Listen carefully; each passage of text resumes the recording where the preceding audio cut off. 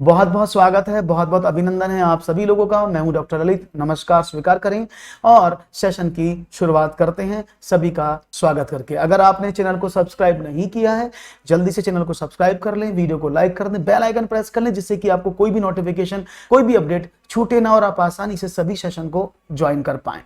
तो शुरू करते हैं आज के सेशन की कहानी और देखते हैं आज के सेशन में पहला प्रश्न आपके लिए क्या है। पहला प्रश्न आपके सामने है।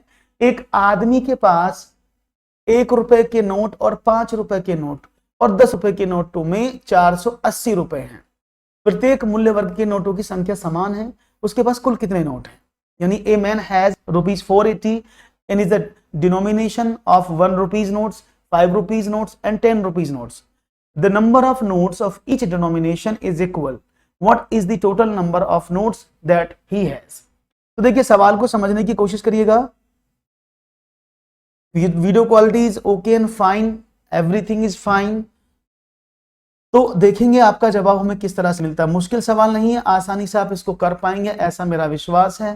तो देख सवाल को समझने की कोशिश करेंगे और ऐसे सवाल एग्जामिनेशन में बहुत बार पूछे भी गए हैं। तो बी रेडी, क्योंकि आपने कई बार देखा होगा अगर आप प्रीवियस ईयर के क्वेश्चंस को उठाएंगे तो पक्का आपको इस तरह के सवाल वहां मिल जाएंगे जहां पर आपको ये रुपया का सवाल देकर आपसे प्रश्न पूछे जाते हैं। ओके, तो शुरुआत करते हैं आज के इस पहले प्रश्न की और देखता हूं इस पहले प्रश्न पर क्या आपके जवाब मुझे मिलते हैं। ओके, तो लेट्स स्टार्ट और देखते हैं जवाब किस तरह से। देखो, अब यहाँ सवाल की अगर मैं आपसे बात करूं, क्वेश्चन की अगर मैं बात करूं, तो एक आदमी के पास भाई 1 रुपए के नोट, 5 रुपए के नोट और 10 रुपए के नोट है जो बराबर है। तो मैंने माना प्रत्येक नोट x रुपए है। प्रत्येक नोट क्या है? x रुपए। मैं मानता हूं कि हर एक नोट का वैल्यू जो संख्या वो x है। अच्छा, अगर मैं आपसे बोलूं कि आपके पास 5 रुपए के 4 नोट हैं तो कितने रुपए हुए टोटल? अगर मैं आपसे बोलूं आपके पास 5 रुपए के 4 नोट हैं तो आप रुपए में नोट की संख्या का मल्टीप्लाई कर दोगे तो टोटल रुपए मिल जाएंगे ना? आपने कहा बिल्कुल मिल जाएंगे। तो ऐसे ही अगर मैं इन सबकी मल्टीप्लाई करूं तो टोटल कितने रुपए बनेंगे? 1 रुपए के नोटों की संख्या x है तो ये हुआ x रुपए, 5 रुपए के नोटों की संख्या x है तो ये हुआ 5x रुपए, 10 रुपए के नोटों की संख्या x है तो ये कितना हुआ? 10x rupees. तो टोटल मिलाकर देखें तो हमारे पास x, 5x और 10x रुपीज हैं इनके। अब इन सबको अगर टोटल करूं, इन सबको अगर मैं जोड़ूं तो कितने रुपए हैं? आपने कहा इन सबको जोड़ने पर मुझे मिलते हैं 480 रुपए। कोई प्रॉब्लम? आपने कहा कोई प्रॉब्लम नहीं है। तो 10 और 5 15 और 1 16, तो 16x इज इक्वल टू 480 और x इज इक्वल टू 480 बटा 16, 16 3 48 30। तो x बराबर 30, यानी जो x है उसका वैल्यू 30 है। इसका मीनिंग क्या हुआ? इसका मीनिंग हुआ कि ये भी 30 नोट हैं, ये भी 30 नोट हैं और ये भी 30 नोट हैं। तो टोटल नोट कितने हुए? That is 90।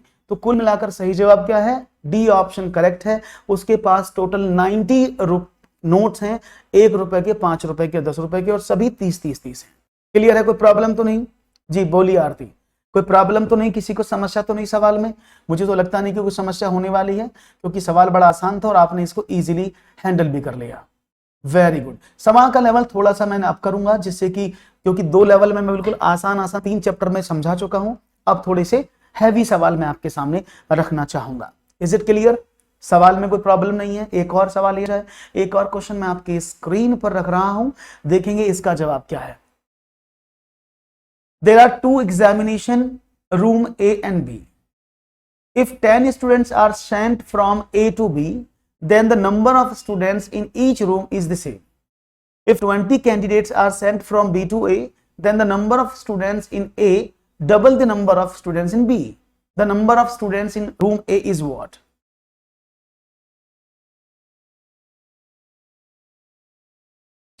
इस बारे में मैं बाद में बताऊंगा आरती लास्ट में, ठीक है ना? तो 2 परीक्षाएं कक्ष हैं, एक रूम ए और बी। एक रूम ए है, एक रूम बी है।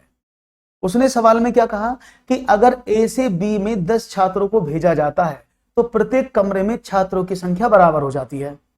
यदि 10 उम्मीदवारों को बी से ए में भेजा जाता है तो ए में छात्रों की संख्या बी में छात्रों की संख्या की दुगनी हो जाती है। अब आपका सवाल है कि कमरे ए में छात्रों की संख्या क्या है। बहुत सिंपल सवाल है और मुझे उम्मीद है कि आप इसका जवाब करने की कोशिश करेंगे। मैं भी बता देता हूं, मैंने माना ये रूम ए और ये रूम बी है। अकॉर्डिंग टू पहली कंडीशन। अब हमने माना कि इस रूम में जो बच्चे हैं उनकी संख्या भी मान लेते हैं, क्योंकि हमें ना तो बच्चों की संख्या पता है ना हमें कुछ और पता है। तो मैंने क्या कहा कि मैंने माना रूम ए में x स्टूडेंट हैं और रूम बी में y स्टूडेंट हैं। तो प्रॉब्लम तो नहीं? आपने कहा नो प्रॉब्लम। रूम ए में x बच्चे हैं, रूम बी में y बच्चे हैं। उसने कहा यदि a में से 10 छात्रों को भेजा जाता है b में, तो यानी जब a में से 10 छात्र भेजेंगे तो 10 छात्र कम हो जाएंगे ना इसमें से। भाई ए में जितने भी बच्चे बैठे थे x बच्चे, उनमें से 10 बच्चे आपने निकाल लिए और आपने उसको बी में भेज दिया। यही तो हुआ। तो कंडीशन क्या बनी कि दोनों में छात्रों की संख्या बराबर हो जाती है। इसका मतलब क्या हुआ, x minus 10 is equal to Y plus 10 हो जाता है। इक्वेशन को बना लें तो x minus Y is equal to 20। Equation एक आपके सामने आ गई, पहली जो कंडीशन थी उसके अकॉर्डिंग।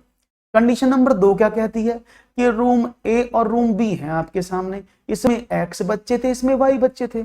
उसने क्या बोला, यदि 20 उम्मीदवारों को बी से ए में भेजा जाता है, अब इसमें से आपने 20 बच्चे निकाले और इसमें भेज दिए, तो उसने क्या बोला कि ए में छात्रों की संख्या बी के छात्रों की संख्या की डबल हो जाती है। इसका मीनिंग क्या हुआ जी? तो आपने कहा कि ये ऐसे हो गया, x प्लस 20 जो ए में छात्र थे वो बी में छात्रों के डबल हो गए। तो अब क्या हुआ, इसको इधर कर देता हूं मैं, तो ये हुआ x plus 20 is equal to 2y minus का 40। अब इसको इधर भेज दिया, इसको इधर भेज दिया, तो क्या बना, x माइनस का y बराबर माइनस का 60। Equation number 2। कोई प्रॉब्लम इसमें जी? यहां तक कोई किसी को प्रॉब्लम हो तो प्लीज लेट मी नो। यहां तक किसी को प्रॉब्लम हो तो मुझे बता दें। कोई प्रॉब्लम तो नहीं है? मुझे लगता नहीं कि कोई प्रॉब्लम होगी, क्योंकि सवाल इतने बस भाषा पर आधारित सवाल हैं और इन भाषा पर आधारित सवालों को आप आसानी से कर लेंगे, ऐसा मेरा विश्वास है। ओके, क्लियर है? अब आपके पास दो इक्वेशन आई, इक्वेशन नंबर 1, इक्वेशन नंबर 2। बच्चों की संख्या पूछी थी, एक्स वाई को सॉल्व कर लें। तो मैं आगे लिख दूं, ये क्या हुआ, ये हुआ x माइनस का y इज इक्वल टू 20 और x माइनस का 2y is equal to minus का 60। अब हमें इसमें सॉल्यूशन करना है, तो क्या करें, मैंने दोनों इक्वेशन को सेपरेट कर दिया, घटा दिया। जब घटाया तो ये प्लस का माइनस बन गया, माइनस का प्लस बन गया और माइनस का प्लस, तो x से तो x कट गया, 2y से y गया तो y इज इक्वल टू 80। तो y 80 ने रूम बी में 80 बच्चे हैं, रूम बी की बात हो रही है, उसने क्या बोला है, तो द नंबर ऑफ रूम ए, तो रूम बी में कितने बच्चे हुए, 80। क्लियर हो गया? यहां तक तो कोई प्रॉब्लम नहीं है। अब ए की वैल्यू निकाल लो। आपने कहा x minus Y is equal to 20 था, तो x minus Y is equal to 20, तो मैंने इसमें वैल्यू पुट कर दी। x माइनस वाई का मतलब 80 बराबर 20, तो x बराबर कितना हुआ, 20 प्लस 80, x बराबर 100। तो यानी रूम ए में कितने बच्चे हैं, 100, और रूम बी में कितने बच्चे हैं, 80। टोटल 180 बच्चे हैं। उसने पूछा था कि कमरे ए में छात्रों की संख्या क्या है, तो दैट इज 100। मैंने दोनों निकाल दी हैं, आप चाहे तो y को भी एलिमिनेट कर सकते थे। Is it clear? कोई प्रॉब्लम तो नहीं? कोई समस्या हो तो मुझे बताइए। Any issue? सवाल समझ में आ गया पूरा? ऑप्शन एक बार कमेंट करके बता दीजिएगा। ये तो सिर्फ इक्वेशन का सॉल्यूशन है, मेन चीज है यहां पर आपको समझनी है कि यहां पर मैंने क्या किया। अगर आपको ये समझ में आ जाएगा तो एक भी सवाल शायद आपसे गलत नहीं बनेगा। क्लियर है? कोई प्रॉब्लम नहीं। इसी तरह के सवाल एग्जामिनेशन में बहुत ज्यादा पूछे जाते हैं, चाहे आप सुपर टेट की बात करें, चाहे आप DSSB की बात करें, KVS की बात करें या फिर टेट की बात करें। ओके, तो एक और सवाल ले लेते हैं, फिर कोई प्रॉब्लम नहीं है। More question for you guys. आप ये रहा आपके स्क्रीन पर। 10 कुर्सियों की कीमत 4 मेज के बराबर है। 5 कुर्सियों और 2 मेज का एक साथ मूल्य 4000 रुपए है। कुल 12 कुर्सियों और 3 मेजों का मूल्य क्या है? ये सवाल, इस तरह का सवाल सीटेट में 2 बार आ चुका है। ये सवाल सीटेट में 2 बार पूछा जा चुका है। इस तरह का आपने देखा होगा, 2019 में भी आया, 2020 में भी इस तरह के सवाल पूछे गए हैं। तो मैं चाहूंगा जवाब में दे। तो the price of 10 chairs is equal to that of 4 table. तो मैंने कहा कुर्सियों की कीमत और 4 मेजों के बराबर है, तो मैंने माना कुर्सियों का जो मूल्य है वो x है और मेजों का मूल्य y है। यही तो मैं x और y से, क्योंकि बड़े सवाल है तो हमेशा इनको x y से ही हम करने की कोशिश करते हैं, क्योंकि डायरेक्ट इन सवालों को नहीं कर सकते। ठीक है ना? आप डायरेक्ट करोगे तो बहुत ज्यादा मेहनत आपको करनी पड़ती है और बहुत ज्यादा प्रैक्टिस की आपको जरूरत होती है। तो आपने कहा ओके, तो हमने कहा हमें कोई प्रॉब्लम नहीं, सवाल हमारे सामने था जी। तो क्लियर है जी। ओके, अब क्या करें? तो मैंने माना कि 10x is equal to 4y, कोई प्रॉब्लम तो नहीं इसमें। मैंने 10x is equal to 4y माना। अगर मैं y का वैल्यू यहां से निकालूं तो क्या हो जाएगा? 10x बटा 4, या आप कह सकते हैं 5 बटा 2x। तो यानी एक चेयर का जो मूल्य है, उसी का जो मेज का जो मूल्य है टेबल का, वो 5 बटा 2x के बराबर है। क्लियर है? ये बात आपको समझ में आ गई। आगे उसने क्या बोला? 15 कुर्सी और 2 मेजों का एक साथ मूल्य है। तो 15 कुर्सी और 2 मेज का एक साथ मूल्य कितना है? आपने कहा 4000 रुपए। तो मैं y की वैल्यू पुट कर दूं इसमें, तो क्या हो जाएगा? 15x प्लस 2 इंटू वाई की जगह मैंने 5 बटा 2 x कर दिया, इससे ये कट गया, बराबर 4000। तो 15 और 5 20x, 20x is equal to 4000 और x इज इक्वल टू 4000 बटा 20, दैट इज 200 रुपए। तो भाई एक कुर्सी का मूल्य कितना आया? 200 रुपए। कोई प्रॉब्लम यहां तक? अब क्या करें? उसने बोला तो मेज का मूल्य कितना होगा? मेज का मूल्य था y इज इक्वल टू 5 बटा 2x और x का वैल्यू कितना है? 200।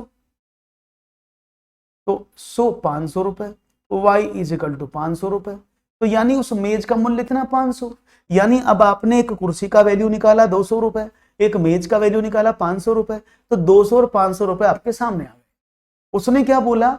12 कुर्सियों और 3 मेज का मूल्य बताओ। तो अगर मैं 12 कुर्सियों की बात करता हूं तो 12 में 200 की मल्टीप्लाई कर दूं तो कितना हुआ? 2400 रुपए। और 3 मेज की बात करूं तो एक मेज का मूल्य था 500 रुपए, तो कितना हुआ? 1500 रुपए। तो टोटल देखिए कितने की पड़ी हमें? 3900। तो 3900 रुपए की ये दोनों चीज पड़ जाएंगे, 3900 रुपए की चीज पड़ जाएंगे। समझ में आ रही है बात कि नहीं? मुझे लग रहा है मुझे प्रश्न आसान रखने चाहिए, क्योंकि जितने टफ क्वेश्चंस मैं लेता हूं उतने ही व्यूज कम आते हैं। अगर मैं हाई क्वेश्चन ले लेता हूं तो व्यूज बहुत सारे आ जाते हैं जो लो क्वेश्चन होते हैं, है ना? इसलिए प्रॉब्लम है। x प्लस एक्स 2x होगा। कहां पर कर रहे हैं आप x plus 2x? x plus x कहां रख दिया मैंने इसमें? कौन से क्वेश्चन की बात कर रहे हैं? x प्लस एक्स 2x कहां पर आप कह रहे हैं? यहां तक एक बार रिवाइज करिएगा। इसमें तो कुछ x प्लस एक्स 2x नहीं होगा। ये x जब हमने इसको सब्ट्रैक्ट किया तो ये माइनस हो गया, ये प्लस हो गया और ये प्लस हो गया, तो प्लस x से माइनस कट जाएगा ना। ये तो हमने बाद में चिन्ह लगाए हैं, एक्चुअल इक्वेशन तो ये थी ना। तो जब हमने माइनस किया तो x में माइनस x का ऐड किया तो 0 बन गया। ठीक है जी। 15x में x नहीं है, 5x है। जब 2 से 2 कटेगा तो 5 भी तो है, 5x। तो 15 और 5 20 हो जाएगा ना भाई। 15x ये रहा। और जब आपने इसको पुट किया यहां पर 2 इंटू वाई का वैल्यू कितना था? 5/2x। तो 5/2x आपने पुट किया, 2 से 2 कट गया तो 5x रह गया ना। तो 15 और 5 20 हो जाएगा। ठीक है, समझ में आ गया होगा अभी आपको। आगे बढ़िए, एक और क्वेश्चन की बात करें फिर तो। चलिए, वन मोर क्वेश्चन आपके स्क्रीन पर मैं रख रहा हूं और मैं चाहूंगा इसका जवाब भी आप दें। फिर से बताएं, दोबारा समझ लो, कोई प्रॉब्लम नहीं, मैं फिर से बता देता हूं, ठीक है ना? फिर से समझ लीजिएगा। मैंने कहा, मैंने माना कुर्सियों का प्राइस x और मेज का प्राइस y है। उसने बोला 4 मेजों का प्राइस 10 कुर्सियों के बराबर। तो मैंने कहा 4 मेज बराबर 10 कुर्सी। तो अगर मैं एक मेज का प्राइस निकालूं तो 10x बटा 4 हो जाएगा ना, यानी 5 बटा 2x। तो मैं कह सकता हूं कि एक मेज का मूल्य 5 बटा 2x है। एक रिलेशन मैंने यहां से निकाल लिया। कोई प्रॉब्लम तो नहीं इसमें? आपने कहा कोई प्रॉब्लम नहीं है। अब आगे क्या हुआ? उसने बोला 15 कुर्सी तो 15x, 2 मेज 2y, इनका टोटल प्राइस कितना है? 4000 रुपए है। तो मैंने देखा y का वैल्यू मुझे पता है 5 बटा 2x है, तो मैं इसकी जगह पुट कर दूं। तो आपने कहा पुट कर दो, 5x प्लस 2 इंटू 5 बटा 2x बराबर 4000। 2 से 2 कट गया तो 15x ये था, 5x ये, वो तो 20x हो गया ना, इज इक्वल टू 4000। तो x is equal to 4000 upon 20, बराबर 200। तो यानी आपकी जो कुर्सी की कीमत है वो 200 रुपए है। अब मेज का वैल्यू निकालूं, आपने कहा मेज कितने की थी, आपने कहा सर मेज जो थी वो ये थी, तो y is equal to 5/2 into X का वैल्यू कितना है 200, 2 से काटा तो 100 रुपए, तो y इज इक्वल टू कितना है 500। तो एक मेज का वैल्यू कितना है 500 रुपए है। यहां तक तो क्लियर है। अब उसने क्या बोला, यहां इधर कर देता हूं, उसने बोला कि भाई 12 कुर्सियों का प्राइस बताओ। तो 12 कुर्सी का मतलब 12, एक कुर्सी कितने की है 200 रुपए की ना, प्लस मेज कितने की है, 3 मेज है 500 रुपए की एक है, तो 2400 रुपए प्लस 1500 रुपए, तो टोटल 3900 रुपीज हो गए। अभी क्लियर है।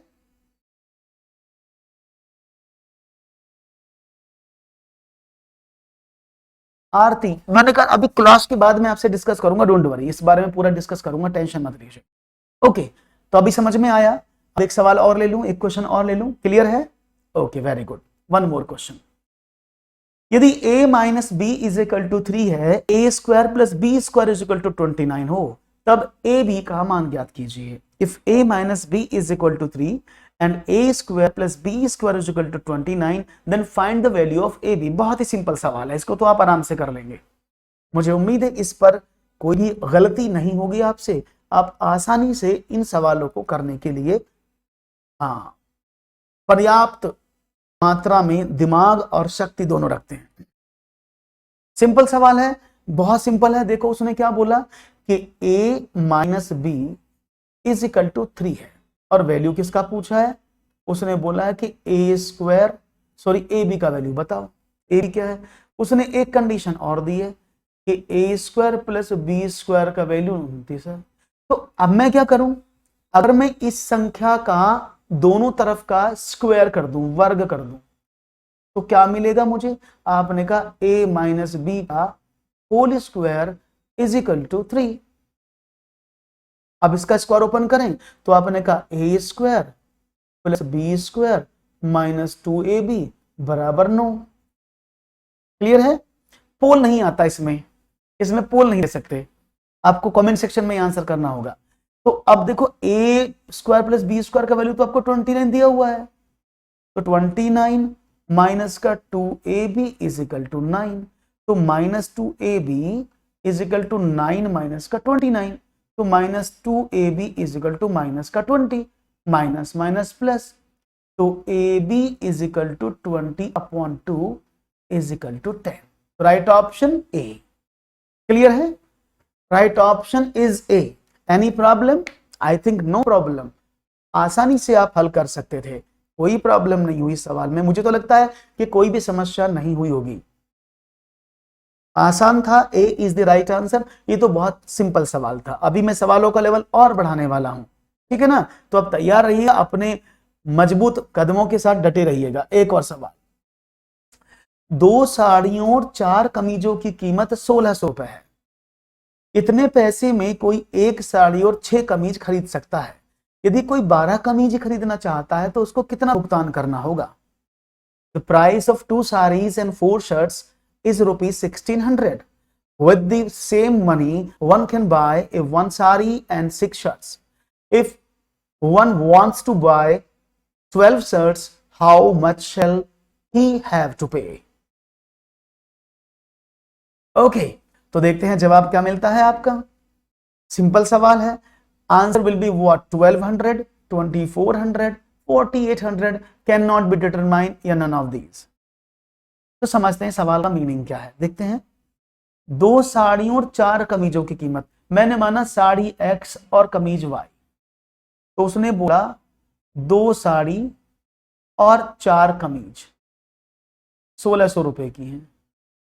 सेकंड कंडीशन में क्या बोला, कोई आदमी 1 साड़ी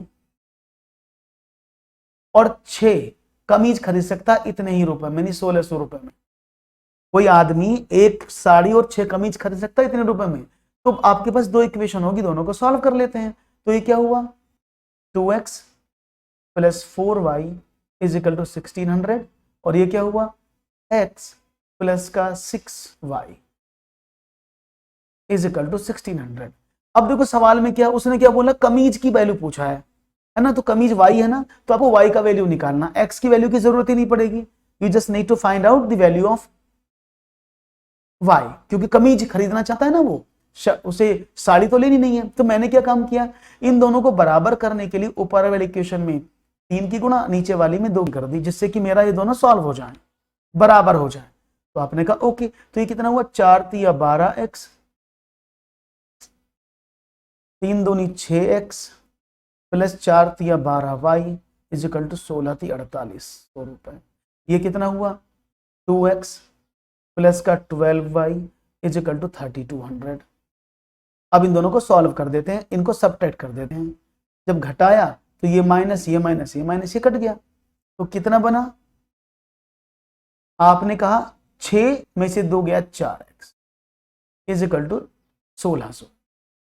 तो अगर मैं x की बात करूं तो 1600 बटा 4 बराबर 400, तो साड़ी की कीमत तो 400 रुपए है, ठीक है ना, अगर आप साड़ी निकालना चाहें। लेकिन मुझे तो कमीज निकालनी, मुझे तो y का वैल्यू निकालना है, तो मैं y का वैल्यू कैसे करूंगा, अब इस वैल्यू यहां पुट कर दूं तो ये लंबा हो जाएगा, क्योंकि आपने x का वैल्यू निकाला है। अगर आप x का वैल्यू निकालेंगे तो ये बड़ा हो जाएगा। तो हम क्या करेंगे, हम इस फॉर्मेट में इन दोनों इक्वेशन से सिर्फ x का वैल्यू फाइंड आउट कर लेंगे। Good evening Reshma. ओके, तो मैं इस इक्वेशन को दोबारा लिखता हूं, 2x plus 4y is equal to 1600। आप चाहें तो x का वैल्यू 400 पुट कर दें इसमें, तो भी आपका सवाल हो जाएगा, लेकिन आप दो बार क्यों करें भाई, हमें तो टाइम सेव करना पड़ता है। तो हमें, इसलिए मैंने स्टार्टिंग में बताया था कि मुझे सिर्फ कमीज की वैल्यू निकालनी है, कमीज का मतलब y, तो मुझे सिर्फ y का वैल्यू निकालना है, तो मैं सिर्फ y को छोड़ के x को एलिमिनेट कर दूंगा, तो मुझे एक बार में काम हो जाएगा। तो इस वाली इक्वेशन में मैं 2 की मल्टीप्लाई कर देता हूं, ठीक है ना। तो क्या हुआ, 2x प्लस का 6 दूनी 12y इज इक्वल टू 3200। अब इनको घटा देते हैं, माइनस माइनस माइनस, तो ये आपस में कट गए, तो कितना बचा, माइनस का 8y is equal to 1600 minus का, इससे ये कट गया, तो y इज इक्वल टू 200। तो एक कमीज की कीमत 200 रुपए है, ठीक है ना। जब एक कमीज 200 की है तो वो 12 कमीज खरीदनी चाहता था, तो 12 में 200 की गुणा कर दूं तो 2400 रुपए में वो कमीज खरीद लेगा। ये सब जो मैं प्रिपरेशन करा रहा हूं ये कॉमन प्रिपरेशन है मैथमेटिक्स में, चाहे सुपर टेट हो, चाहे वो रीट हो, चाहे यूपी टेट हो, सभी में ये सवाल कॉमन आते हैं। इस तरह से सिंप्लीफिकेशन के सवालों को इसमें रखा गया है। तो आप ये चिंता ना करें कि किस सब्जेक्ट की प्रिपरेशन या किस टॉपिक की हो रही है, मैथमेटिक्स कंटेंट सभी में इन समय एक जैसा है। ओके, तो राइट ऑप्शन समझ में आया 2400 सभी लोगों को। अगर फिर भी समझ में ना आए तो कमेंट सेक्शन में मुझे कमेंट कर दीजिएगा, और या फिर इसको एक बार देख लीजिएगा। कोई सवाल आपको समझ में नहीं आता तो मैं दूसरे सेशन में उस सवाल को लेकर आपको एक्सप्लेन कर दूंगा। एक और सवाल लेते हैं आपकी स्क्रीन पर, ये रहा क्वेश्चन है 1360 रुपए की राशि, ये 1360 यहां पर लिख लो इसको। 1360 रुपए की राशि को ए, बी और सी में इस प्रकार विभाजित किया गया कि ए को बी को प्राप्त होने वाली राशि का 2/3 प्राप्त होता है और बी को सी को प्राप्त होने वाली राशि का 1/4 प्राप्त होता है। तो बी का हिस्सा कितना है। A sum of rupees 1360 has been divided among A, B and C such that A gets 2/3 of what B gets and B gets 1/4 of what C gets. So B share is what? तो मुझे उम्मीद है कि आप इस question की लगाई देंगे वाट, और सवाल आएगा एकदम बढ़िया तेजी के साथ। तो देखते हैं जवाब क्या मिलता है। यह आप पर डिपेंड करेगा कि आप मुझे इसका क्या जवाब देंगे, और मुझे उम्मीद है कि जवाब में कोई आपत्ति आप नहीं लेंगे और आपका जवाब मुझे आसानी से मिल जाएगा। लेट्स सी, देख लेते हैं आपका जवाब हमें क्या मिलता है जी।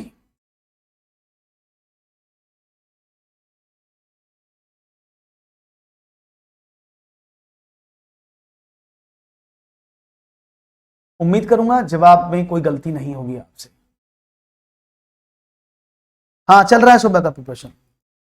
तो देखते हैं सवाल आपके समक्ष, समझ लें सवाल क्या है। देखो भाई, उसने बोला 3 लोग हैं, ए है, बी है और सी है। तो उसने बोला है कि अगर ए, बी और सी की मैं बात करूं आपसे, तो सिंपल थ्योरी को समझिएगा। अगर मैं आपसे बात करता हूं इस थ्योरी की, इस थ्योरेटिकल चैप्टर की, तो ये बहुत इजी है आपको समझना। बस थोड़ा सा आपको माइंड मेकअप करना है और आसानी से सवाल समझ में आ जाएगा। या तो आप एक्स मान लें कि मैंने माना सी को x रुपए मिले, तो वापस चलेंगे इसमें।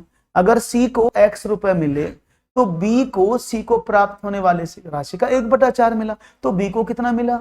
x का 1/4, यानी बी को मिला x/4। और ए को कितना मिला? ए को मिला बी को प्राप्त होने वाली राशि का 2/3। तो बी को कितना मिला था? x/4, इसका 2/3 इसको मिल गया, तो 2 दूनी 4, इसको मिला x/6। बात समझ में आ गई? तो ए को उस राशि का x/6 मिला है, बी को उस राशि का x/4 मिला है, और सी को उस राशि का x मिला है। तो उसने बोला है इन तीनों को अनुपात में बांट लो 1360 रुपए के बराबर। तो मैं लिख दूं, तो अगर मैं बात करूं ए बी और सी का रेशो कितना है? x/6, x/4 और x। और आप सभी जानते हैं कि जब हम अनुपात को कंबाइन करते हैं तो हमें उसका एलसीएम लेना पड़ता है, तभी तो सवाल होता है। अगर आप उसका एलसीएम नहीं लेंगे तो सवाल नहीं कर पाएंगे। तो आपने कहा ओके, तो मैंने इसका 24 एलसीएम लिया, तो क्या हुआ? x 6 से डिवाइड किया, 6 चौक 24, 4x 4 से किया 6 चौक 24, इसको किया 1 से तो 24, और इसको 12 से भी तो कर सकते हैं। 1 मिनट रुकिए, हम 12 ले सकते हैं, 12 ले लेता हूं, आसान हो जाएगा और भी। तो क्या करें? 6 दूनी 12, 2x रेशो 4 तिया 12, 3x रेशो 12x। तो ये टोटल इनका अनुपात बना। तो उसने बोला अगर इन तीनों को आप बांटना चाहते हैं तो 2x का प्लस 3x प्लस 12x किसके बराबर होना चाहिए? 1360 के। तो 12 3 15 2 17, 17x बराबर 136, 0 x बराबर 1360/17, और 17 सत्य 100 जी। बड़े स्टूडेंट बड़े मुझे कम दिख रहे हैं, क्या बात है? ऐसा माहौल लगता नहीं जितना आप इसको कर देते हैं। मुझे उम्मीद होती है कि आप, चलो 17 8 136 हो गया ना, तो 80। तो x का वैल्यू 80 है, ठीक है ना। उसने बोला कि b को कितने मिलेंगे, तो b को कितना मिल रहा था? 3x। b को तो 3x मिल रहा था, 3 अनुपात, तो b का हिस्सा था 3x, तो 3 × 80 बराबर 240। आप इसमें x की भी जरूरत नहीं थी, आप चाहते तो विदाउट x भी इसको कर सकते थे, है ना। मैं विदाउट x भी इसको कर सकते थे, आप x की जगह 1 मान लेते तो सवाल विदाउट x भी हो जाता। क्लियर है? ये बात समझ में आ गई? कोई ऐसा मेरा साथी जिसको बात समझ में ना आई हो तो प्लीज लेट मी नो। मुझे लगता है कि सबको समझ में आ गया होगा। गलती बहुत सिंपल सवाल है, मुश्किल नहीं था, इजीली हो जाएगा। तो वन मोर क्वेश्चन आपके स्क्रीन पर मैं रखता हूं, ये रहा। राष्ट्रीय बचत प्रमाण पत्र में राहुल की 1/3 बचत पब्लिक प्रोविडेंट फंड में उनकी बचत के आधे के बराबर है। यदि उसके पास कुल बचत के रूप में 1,50,000 रुपए हैं, उसने सार्वजनिक भविष्य निधि खाते में कितनी बचत की? तो इसको बोलते हैं, राष्ट्रीय बचत पत्र को बोलते हैं NSC, national saving scheme. Okay, इसको एनएससी बोलते हैं।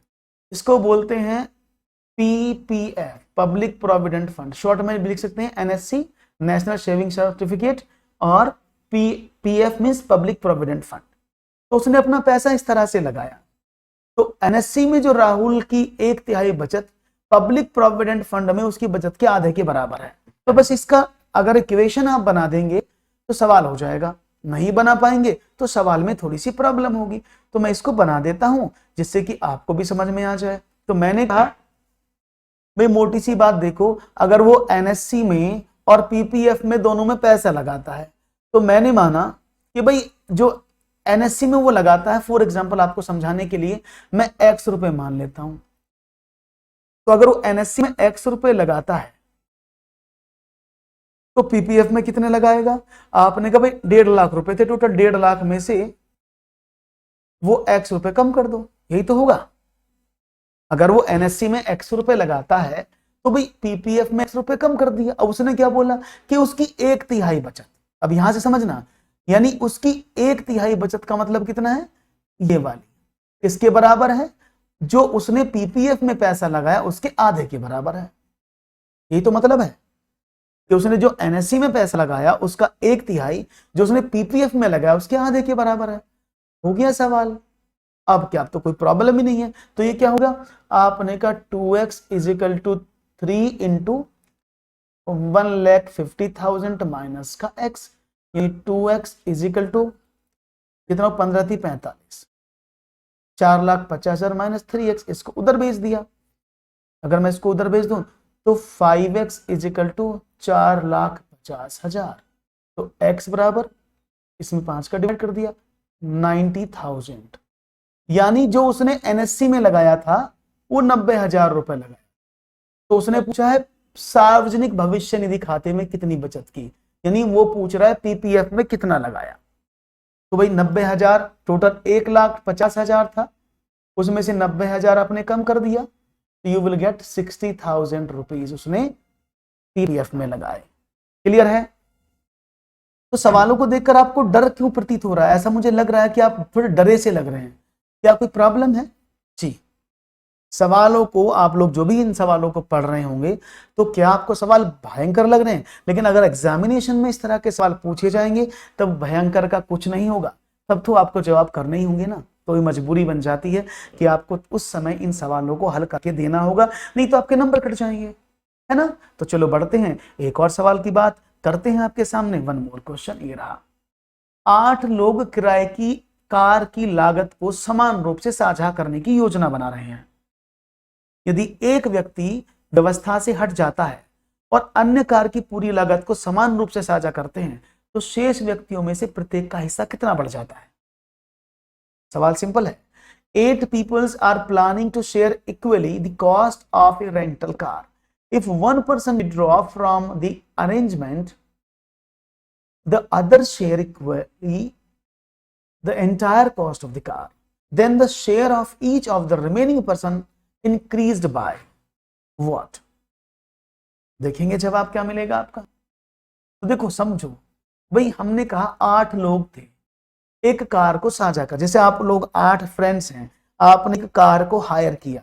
फॉर एग्जांपल आपने एक कार 800 रुपए में ली, 8 लोगों ने एक किराए को 800 रुपए में बुक किया। अब एक आदमी ने जाने से मना कर दिया, कोई बात नहीं है, तो आदमी रह गए 7। अब वो 7 आदमियों पर 800 रुपए बढ़ गए, तो कितना परसेंट हिस्सा बढ़ गया, कितने प्रतिशत बढ़ गया, कितना वैल्यू बढ़ गया, ये आपको बताना है।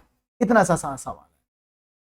तो देखो सिंपल सी बात समझो, अगर मैं बोलूं कि 8 आदमी थे तो एक कार को साझा कर रहे थे, तो एक आदमी का हिस्सा कितना बना? आपने कहा 1/8। भाई अगर हम एक कार को साझा कर रहे हो, चाहे कार 100 रुपए की हो, चाहे वो 800 रुपए की हो, चाहे वो 200 रुपए, मैंने उसको 1 यूनिट मान लिया, है ना, कोई प्रॉब्लम तो नहीं है। आपने कहा नो प्रॉब्लम। तो अगर वो शेयर कर रहे थे तो सिंपल सी बात 1/8। अब 1% चला गया तो नया शेयर क्या हुआ? अब जब एक आदमी चला गया तो आदमी रह गए 7, कार तो सेम बची, एक कार थी, तो अब एक आदमी के हिस्से में कितने रुपए आएंगे? 1/7। ये बात समझ में आ रही है भाई? 1/8 और 1/7। अब क्या करें? अगर मैं आपसे बात करूं कि भाई अगर मैं 1/8 से कितना बढ़ गया, आपने कहा 1/7 में से 1/8 मैंने निकाल दिया, कितना बचा? 56। इनका एलसीएम आया, 7 8 56 माइनस का 8 7 56, तो 1/56 आया आपका, दोनों का डिफरेंस।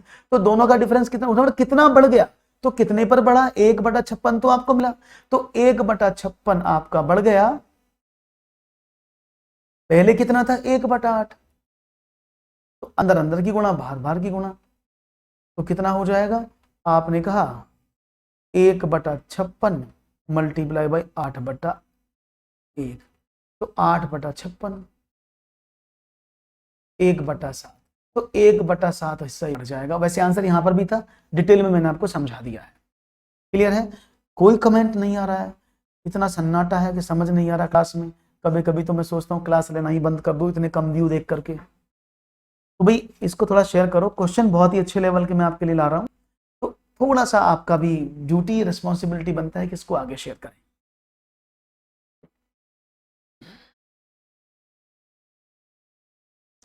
क्लियर है?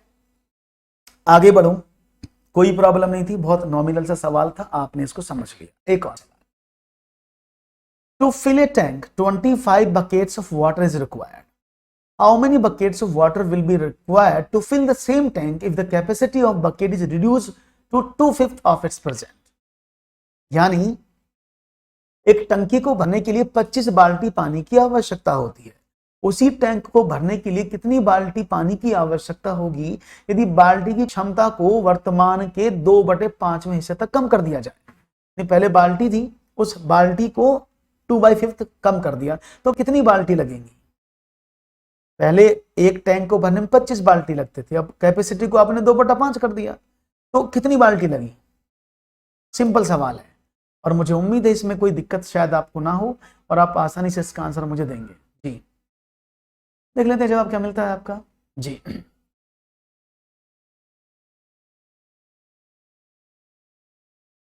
देखो सिंपल, बहुत सिंपल थ्योरी है, आप इसको बहुत डीप लेके मत करिएगा।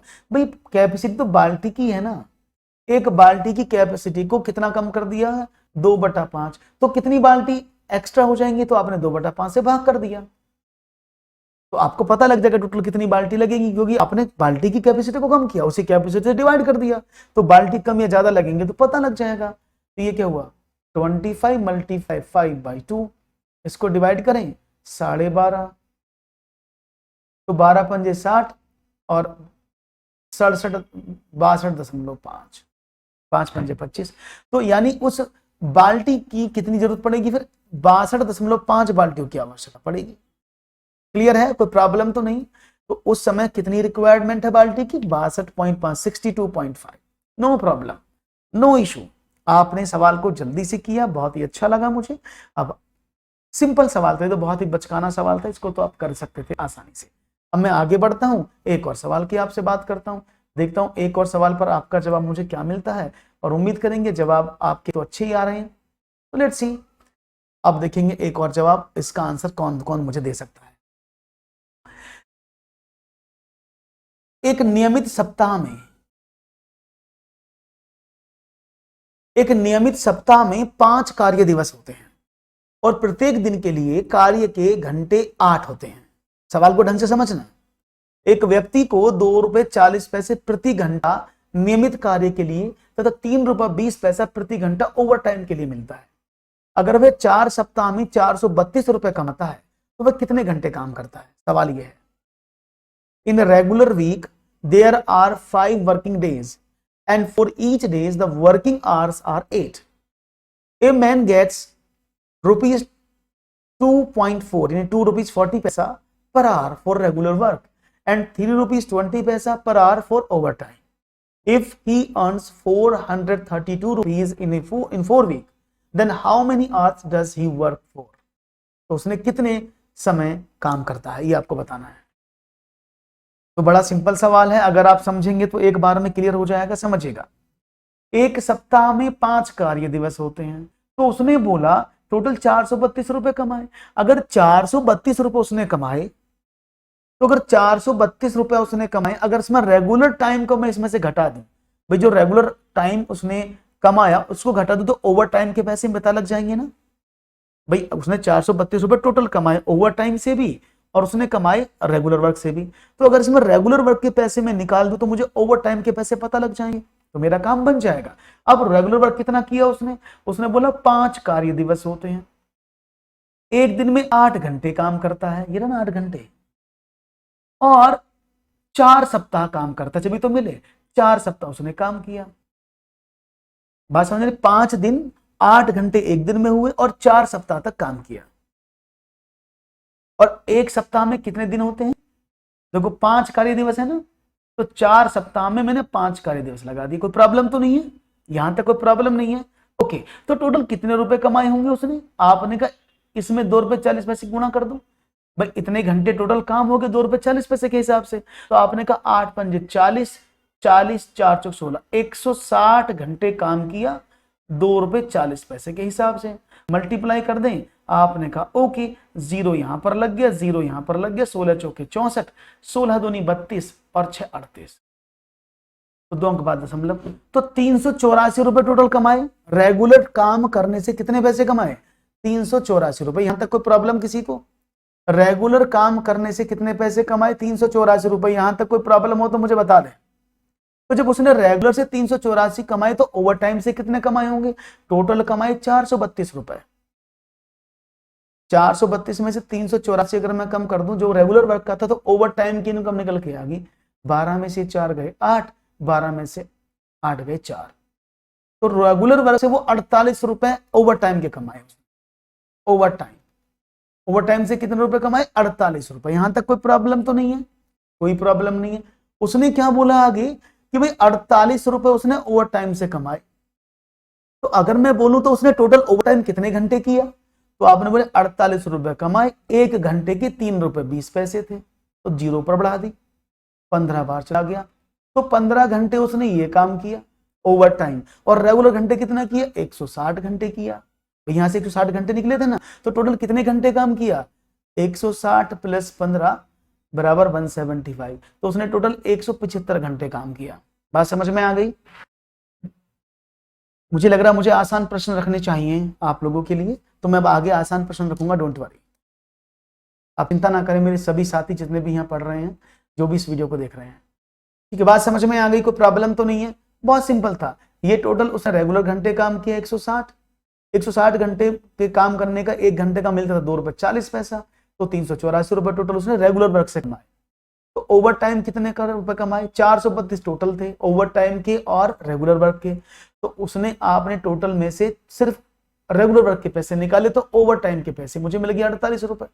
अब 48 रुपए उसने ओवर टाइम से कमाए और 1 घंटे में 3 रुपए 2 पैसे मिले, तो मैंने टोटल रुपयों में आप 3.2 का डिवाइड कर दिया, तो मैंने देखा 15 घंटे का समय मुझे मिल गया। अब 15 घंटे तो ये 160 घंटे ये, तो टोटल उसने रेगुलर काम किए 160 घंटे, ओवर टाइम लगाए 15 घंटे। इसमें सवाल ये भी पूछ सकता है कि उसने टोटल कितने समय ओवर टाइम किया, तो 15 घंटे किया। रेगुलर वर्क कितना किया, 160 घंटे किया। टोटल काम कितना किया, 175 घंटे। क्लियर है, बात समझ में आ गई होगी, कोई प्रॉब्लम तो नहीं किसी को। वैसे मुझे लगता नहीं कि यहाँ पर प्रॉब्लम होनी चाहिए। एक और सवाल लेकर बढ़ते हैं आगे और देखते हैं आपका एक और सवाल हमें क्या मिलता है। ओके, लेट्स सी, सिंपल सवाल होगा। चलिए, शुक्रिया सभी का, अगर आपको अच्छे लग रहे हैं। एक कक्षा में बच्चों के बीच निःशुल्क नोटबुक समान रूप से वितरित की गई। एक कक्षा में बच्चों को फ्री नोटबुक बांटी गई। प्रत्येक बच्चे को मिली नोटबुक की संख्या बच्चों की संख्या का 8वां हिस्सा थी। यदि बच्चों की संख्या आधी होती तो प्रत्येक बच्चे को 16 नोटबुक ज्यादा मिलती। कुल कितनी नोटबुक वितरित की गई, ये सवाल है। Free notebooks were distributed equally among childrens of a class. हर किसी बच्चे को इक्वल बांट दिया गया। The number of notebooks each child got was 1/8 of the number of child. जितने बच्चे हैं उन बच्चों का 1/8 किताबें बच्चों को मिली। The number of children been half. अगर बच्चों की संख्या आधी होती, each child would got 16 notebook. अगर बच्चे आधे होते हर एक बच्चे को 16 नोटबुक मिलती। तो टोटल नोटबुक कितनी वितरित की गई थी, ये आपका सवाल है और मुझे उम्मीद है कि आप इसका जवाब मुझे आसानी से दे सकते हैं। Let's see what will be the right answer. मैं ही बता देता हूं क्योंकि आपको शायद समय लगेगा इस सवाल को समझने में, करने में, मैं बता देता, ठीक है ना। चलिए, अगर मैं आपसे बोलूं कि मैंने माना बच्चों की संख्या x है, ठीक है ना, तो जब बच्चों की संख्या x है तो बच्चों को नोटबुक कितनी मिली, आपने कहा x का 1/8। उसने बोला है ना कि प्रत्येक बच्चों को मिली नोटबुक की संख्या बच्चों की संख्या का 8वां हिस्सा थी, ठीक है ना। तो बच्चों को नोटबुक दी गई वो x/8 दी गई। अच्छा, कुल बच्चों की संख्या में अगर मैं नोटबुक की संख्या के मल्टीप्लाई कर दूं तो टोटल नोटबुक मिल जाएंगी कि नहीं मिलेंगी, आप मुझे बताओ। अगर मैं टोटल नोटबुक जितनी थे बच्चे और एक बच्चे को जितनी, फॉर एग्जाम्पल क्लास में 12 बच्चे थे और एक बच्चे को आपने 4 नोटबुक दी, तो इन दोनों की गुणा करोगे तो टोटल नोटबुक की संख्या आ जाएगी ना। तो ऐसे मैंने किया, बच्चे x से नोटबुक कितनी मिली तो टोटल नोटबुक कितनी हुई, आपने कहा x मल्टीप्लाई बाई x/8, तो यानी x²/8। टोटल जो नोटबुक थी वो x²/8 आई। कोई प्रॉब्लम तो नहीं है। पहले कंडीशन उसने बोला यदि बच्चों की संख्या आधी होती तो बच्चे कितने होते, x का आधे होते, तो प्रत्येक बच्चे को जो नोटबुक मिलती वो 16 मिलती। तो अब एक बच्चे को 16 नोटबुक मिली तो 16 की गुणा कर दूं तो टोटल नोटबुक आ जाएंगी, ये 8x हो जाती। बात समझ में आ रही है भाई। अगर बच्चों की संख्या आधी होती, हर एक बच्चे को 16 नोटबुक मिलती, तो टोटल नोटबुक कितनी बटी होंगी, आपने कहा बच्चों की संख्या में नोटबुक की संख्या की मल्टीप्लाई कर दी तो 8x। तो अब उसने बोला कुल कितनी नोटबुक वितरित की गई। अब मुझे बताओ भाई, ये भी टोटल नोटबुक है, ये भी टोटल नोटबुक है, इन दोनों को बराबर पुट कर दूं अगर आप कहें तो। अगर इन दोनों को बराबर पुट करने कोई प्रॉब्लम तो नहीं, आपने कहा नो प्रॉब्लम, क्योंकि ये भी टोटल नोटबुक थी और ये भी टोटल नोटबुक है। x से x कट गया तो x का वैल्यू 64। तो यानी उसने बोला कुल कितनी नोटबुक वितरित की गई, तो मेरा वैल्यू कितना है 64। तो टोटल नंबर ऑफ नोटबुक कितनी हुई, x का वैल्यू तो यही है, बच्चों की संख्या तो आई है भी 64, तो टोटल 64 बच्चे थे और एक बच्चे को आपने क्या टोटल नोटबुक 8x थी ना, या यहां से कर लो यहां से कर लो, तो 8x थी टोटल नोटबुक, तो 8 गुना 64 तो कितना आएगा 8 चौक 32, 8 छंग 48 और 3 51, तो टोटल नोटबुक 512 थी जो बांटी गई। क्लियर है, समझ में आ गई बात। और ये इस तरह के सवाल एग्जामिनेशन में आते हैं, इसलिए मैं इस तरह के सवाल आपके सामने रख रहा हूं जिससे कि आपकी पकड़ मजबूत हो और आप आसानी से अच्छे लेवल के सवालों को भी कर पाएं, क्योंकि बेसिक सवाल तो आप सबको आते ही हैं। और मैथमेटिक्स की सबसे बड़ी समस्या ये होती है कि जब तक बच्चों को मजा आता है पढ़ने में, जब तक उसको पढ़े हुए सवाल मिलते हैं, यानी जो उसको करने आते हैं मैथमेटिक्स में, बच्चा सिर्फ उन्हीं सवालों को करने की कोशिश करता है क्योंकि उसको वो अच्छे से समझ में आते हैं, उसके आंसर निकलते हैं, उसका मोटिवेशन बढ़ता है। लेकिन वो प्रॉब्लम है कि नए क्वेश्चंस को नहीं सीखना चाहता, इसलिए क्लास को बीच में ड्रॉप कर देते हैं। तो मेरा मानना है कि आप सभी लोग क्लास को ड्रॉप ना करें और जो नहीं आता उसको भी सीखने की कोशिश करें, ठीक है ना। तो क्लियर है 512। एक सवाल और ले लूं अगर आप कहें तो एक और सवाल ले लेते हैं आपके समक्ष, अगर आप कहेंगे तो वन मोर क्वेश्चन आपके स्क्रीन पर, ठीक है ना। ये बड़ा सिंपल सवाल है, बताइए एक आदमी के पास कुछ मुर्गियां और कुछ गायें हैं, यदि सिरों की संख्या 48 हो और पैरों की संख्या 140 के बराबर हो तो मुर्गियों की संख्या कितनी है। देखते हैं जवाब क्या मिलता है। ये मैंने आपको कल पढ़ाया था, इस तरह का सवाल मैंने आपको प्रीवियस में भी पढ़ाया हुआ है कि जब मुर्गी और गायों के सवाल आ जाए तो आपको क्या करना है।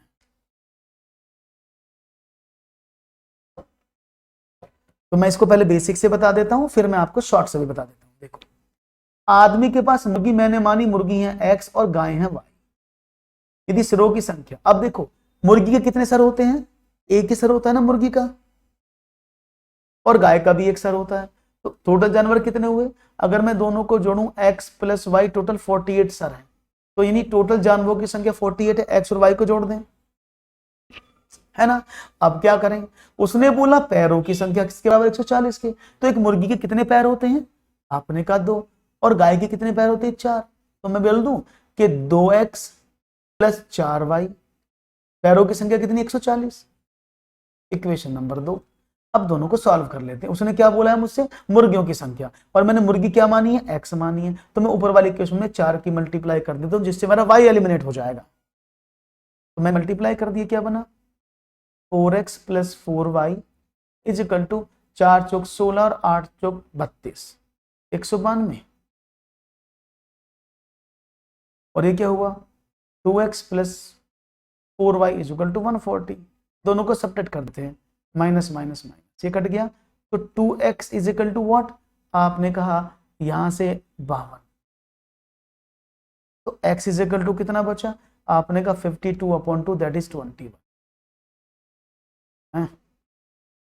8 4 8 32, 4 चौक 16 और 3 19, तो 2 5 और 4 9 21, इसमें ऑप्शन में 21 क्यों नहीं है भाई, एक मिनट रुकिएगा, मैंने कोई गड़बड़ तो नहीं कर दिया कहीं,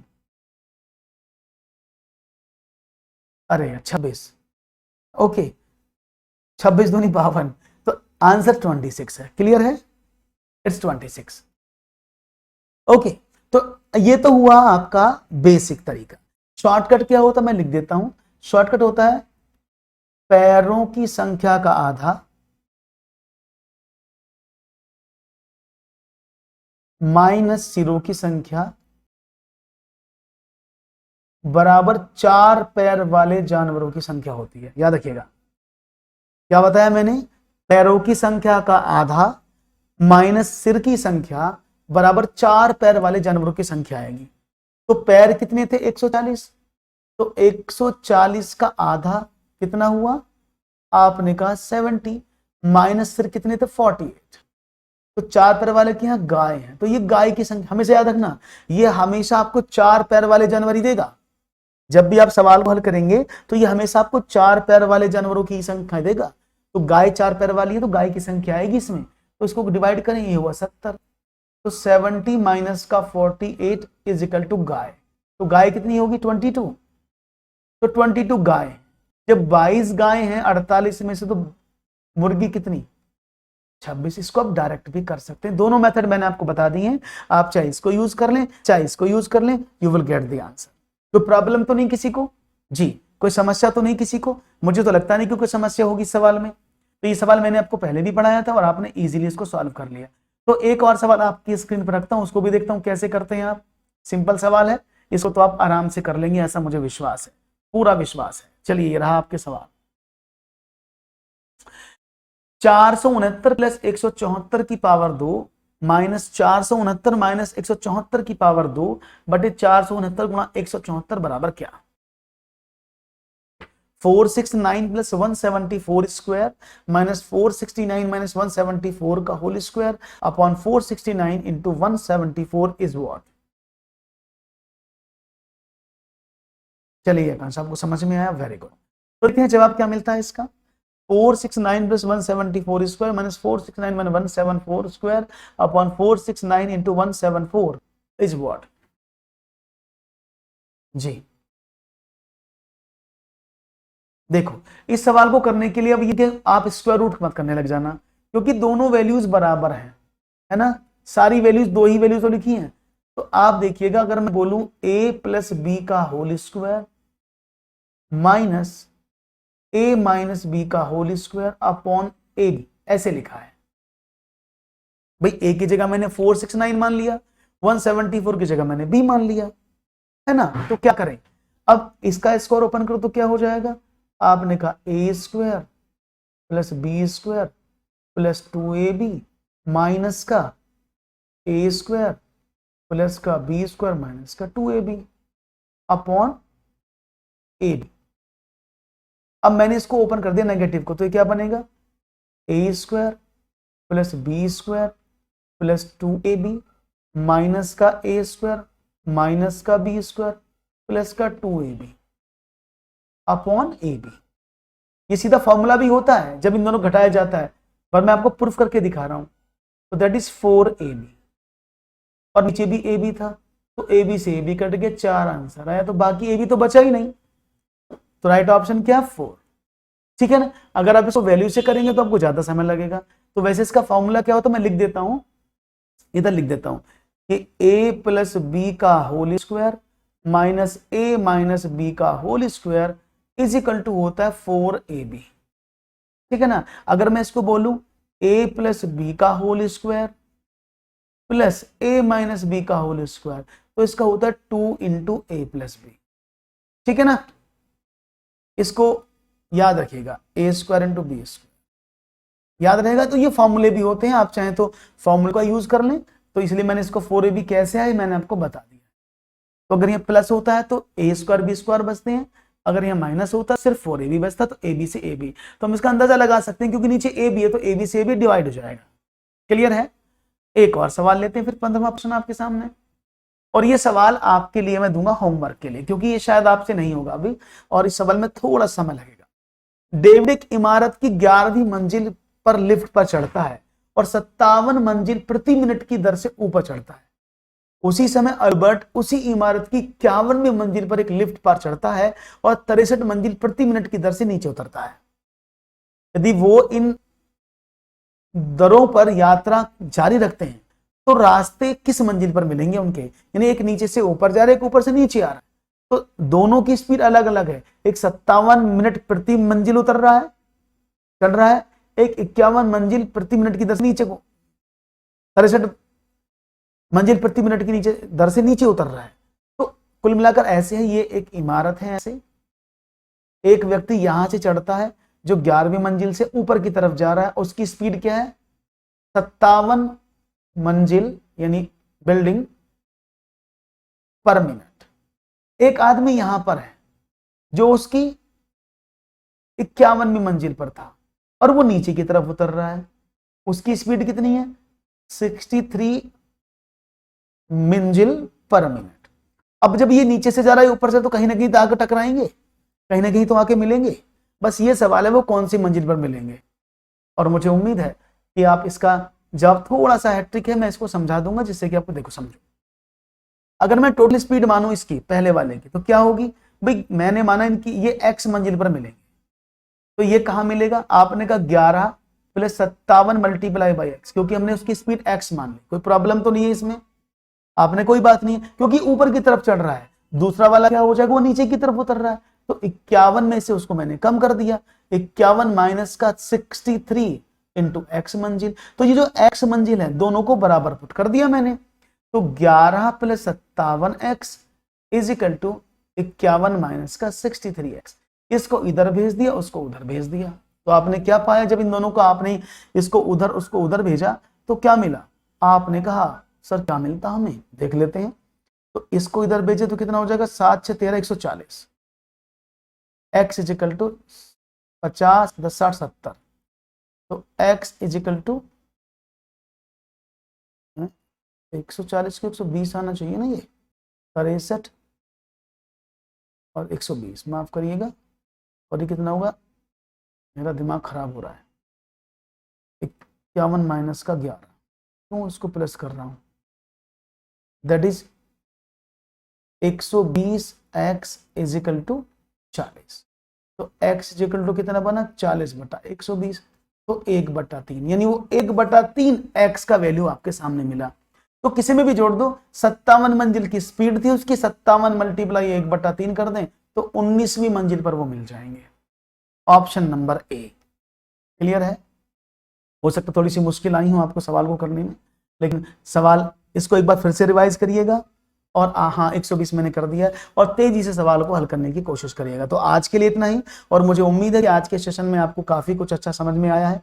थोड़े भारी सवाल नहीं है, मैं समझ सकता हूं आज के, लेकिन इन सवालों को आप आगे लेकर जरूर बढ़ें और जुड़ते रहें, मिलते रहें इसी समय मेरे साथ। तब तक के लिए दीजिएगा इजाजत। शुक्रिया, thank you very much, and don't forget to subscribe our channel.